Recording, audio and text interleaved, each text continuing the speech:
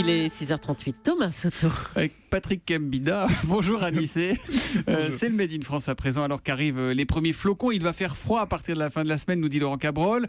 Et bientôt, on va revoir le balai des déneigeuses et des saleuses. Et bien précisément, une innovation qui devrait plaire aux automobilistes, du sel de déneigement non corrosif. Oui, une très belle idée développée à Thullins, près de Grenoble en Isère, département 38. 38. Alors le salage des routes, c'est formidable pour la sécurité, tout le monde est d'accord. Mais avec le temps, ça finit par attaquer les bas de caisse des voitures.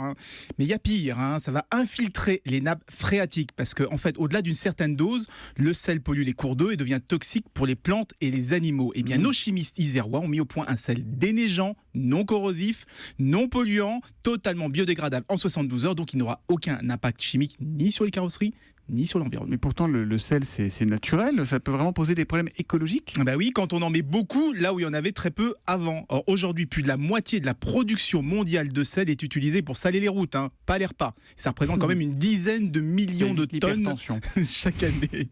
Alors, États-Unis, Canada, Suède, tous les gros consommateurs de déneigeants ont aujourd'hui interdit le sel dans les lieux sensibles, comme les parcs nationaux par exemple. Soit on utilise des chaînes, soit on est obligé d'utiliser un produit moins nocif pour l'environnement. Bon, mais si une alternative existe, pourquoi continuer à utiliser du sel de mer, Anissé ? Parce que ça revient beaucoup moins cher, 80 € la tonne de sel de mer contre plus de 2000 pour un substitut américain, 25 fois plus.